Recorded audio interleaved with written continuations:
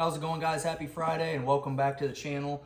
On this week's video, I'm going to be briefly going over what I'm going to be taking to the woods day in, day out for spring turkey season, which starts on Monday here in Missouri. So let's jump right into it with weapon and poison.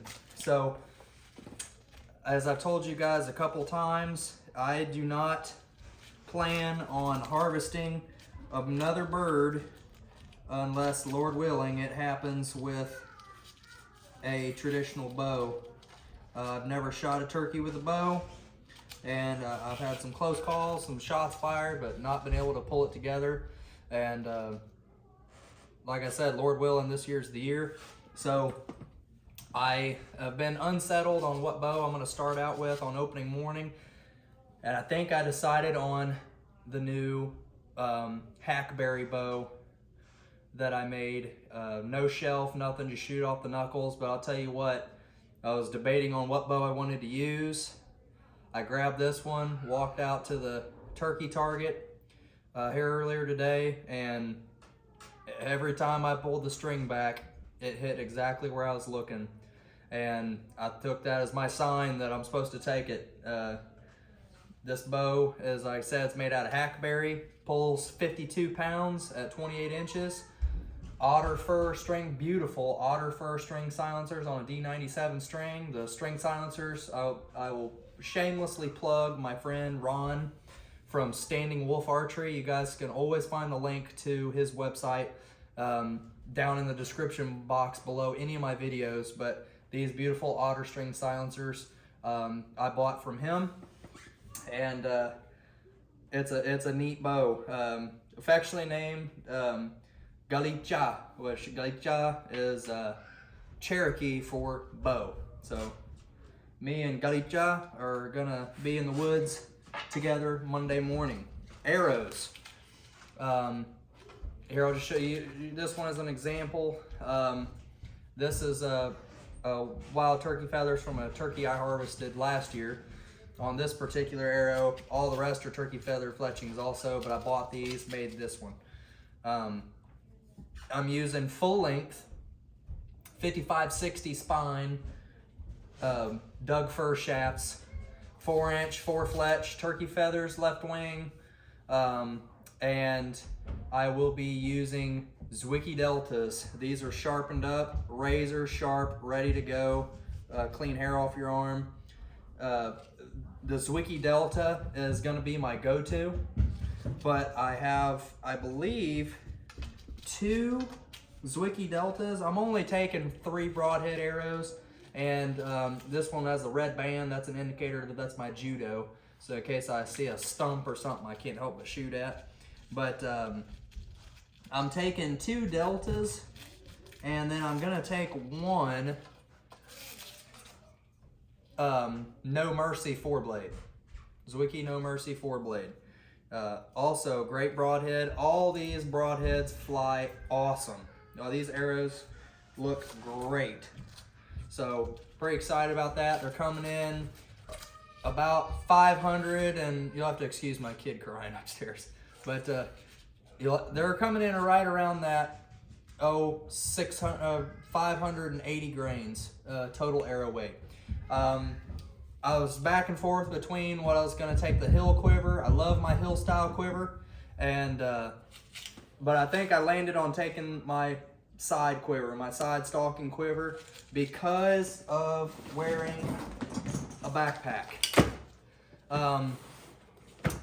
Even though I'm going to be hunting smaller acreage on private property, I've been all over the place. I like, if I'm just going to the back of our property to hunt deer or something like that, or just needing to run and gun real quick, I've gone over my pack 100 times. I'm not going to go over everything in here, but I've got my pull-out, which this is my waist pack that I've talked to you guys about. I can grab this and go, and I've got everything I really need. It's for like a run and gun, like hear one gobble from the truck. But if I'm going back in on public land and all that, and just want to have anything that I could possibly need, I'm gonna go ahead and take this with me. I run such a light pack anyway. There's not that much in here. It's got a good padded waist belt. It's comfortable, but it lets me carry my headlamp and all that. I don't like my pockets jammed full of stuff. I like just being used to a pack that I know where everything's at. And this isn't ridiculous heavy full of stuff, so I'm not real worried about that. But since I'm wearing a pack, I can't use my hill style quiver because I still want to have access to arrows if I have to set down quick because I got a bird coming in.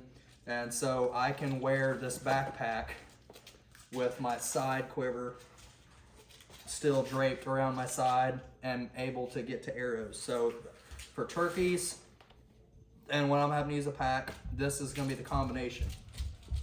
So I'll put those down here with my bow.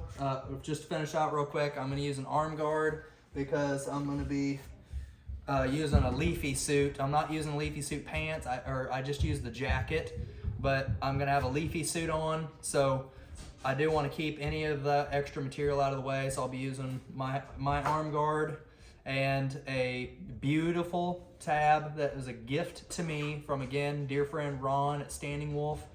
I kind of helped him a little bit in the development of this tab and given my feedback on the beaver felt. This is the beaver felt face. I love the beaver fur face. It's such a good release, and they hold up for a long time. They really do. These hold up way longer than calf hair and still maintain that slick release. But he gifted me the hunter tab with the beaver face and the beaver tail back plate. This tab is beautiful, smells awesome, and Ron, if you watch this video, I can't thank you enough again for sending me this, brother. I love these tabs, and you guys need to go pick one up. So that's for the most part the cool stuff, right? The weapons and everything. Past that, I'll be running a bino harness, which is as per usual. I'm not going to go over all that, but just the different stuff I am going to have is I don't run a rangefinder, but I keep my cell phone, and this is the Kuiu harness. I keep my cell phone in the Kuiu cell phone pouch on my chest, but I'm keeping my mouth calls. I generally only use mouth calls for the most part. If you guys want me to do a video on how to call turkeys, I'm definitely no expert, but I do have experience, years of experience at this point. And I have these oriented in I have 4 different mouth calls in here, and I have them oriented in the progression that I will use them. On top, I have an Old Faithful that has seen many turkeys as a sonic primo sonic dome, and this is I work through these in progression, but this is like my first thing in the morning tree talk, putts, stuff like that. You know, like.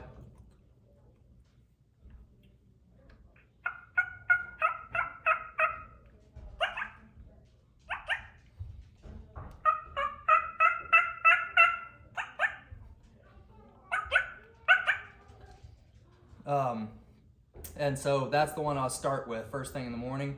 And then after that, when it gets time to be, you know, aggressive, cutting, excited, fly down cackles, loud yelps, I switch over to, I believe this is the Woodhaven jackhammer. I can't remember for sure, but it's got that loud, raspy, smoking hot hen sound to it.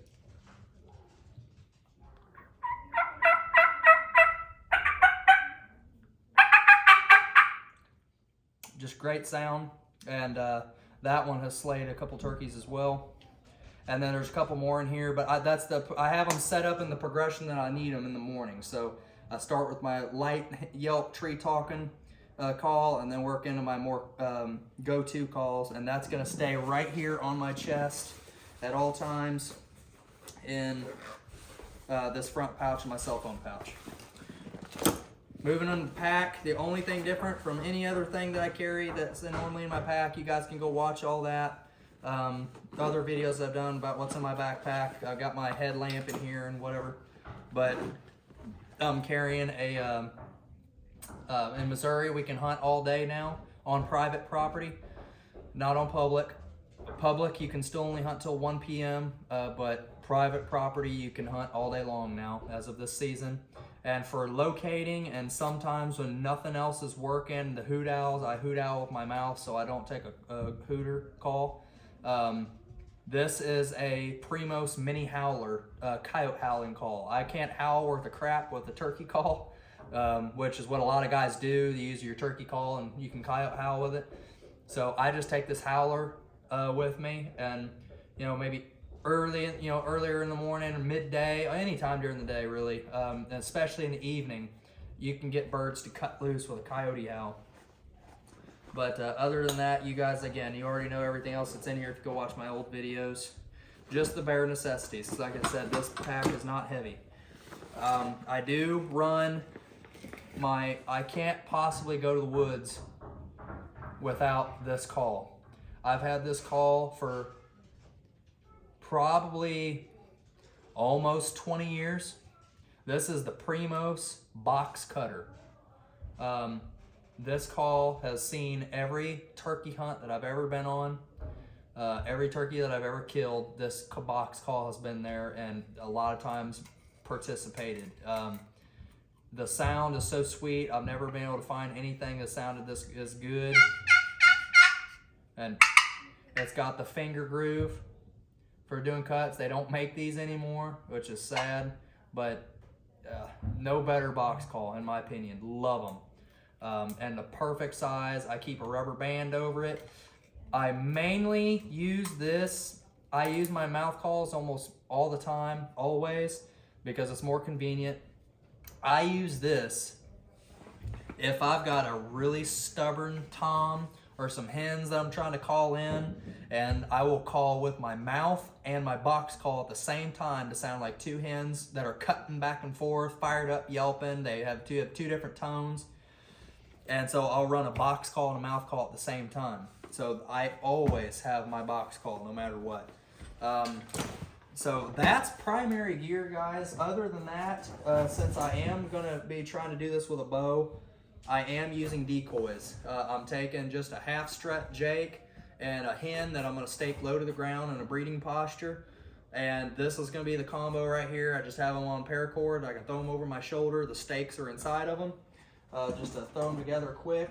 That's for, I've got a spot that I'm planning to go to starting out in the morning. I've already hopefully got an idea where a bird is that I can get decoys put up fairly quickly and be able to have those decoys placed just right to get that bird to come down as soon as it come in as soon as it flies down. Trying to think if there's anything else. That's pretty much everything, guys. I run pretty slick for turkeys. I don't take a bunch of stuff. I generally don't even like having to wear this turkey hunting, but with using the bow, I would just as soon have what I need. I can carry my box call and without having to try to shove it in a pocket. I can carry my howler and the other little accoutrement that I might need, cordage and whatever. That's all also in my pullout. But there's, I've got 50-gallon sacks in here in case the ground's wet. I don't want to set my butt on the wet ground.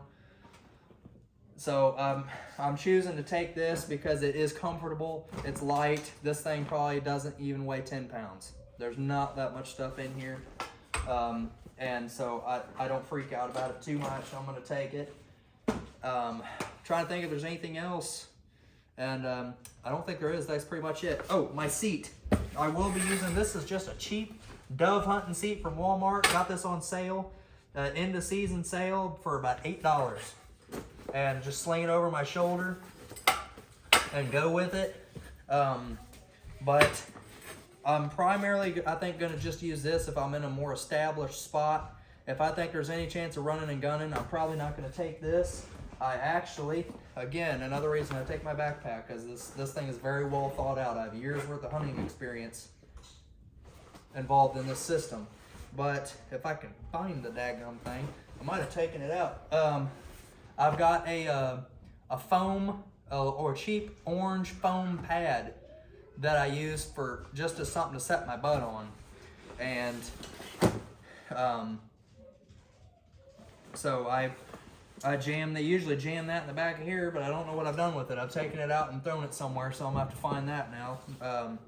But I just put a cheap little foam pad in there, and that does what I need to keep my butt off the ground. But hunting's not supposed to be comfortable. It's hunting for a reason. So anyway, that's pretty much it, guys. That's my system, running pretty light, and so I can stay mobile and do what I gotta do for these turkeys. Because I'll tell you what, mobile's how you get them killed, even with a bow.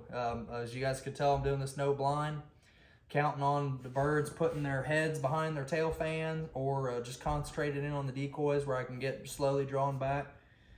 And it can be done, it's just a matter of doing it. But thanks for watching this video, guys. If your seasons have already started, good luck to you. And if they're going to, here soon, keep practicing. Even if they are started, go ahead and keep practicing and stay practiced up. Don't skimp on that, because they're a small target. So again, thanks for watching the video. Be sure to like and subscribe if you haven't already. And I will see you guys next time. Shoot straight.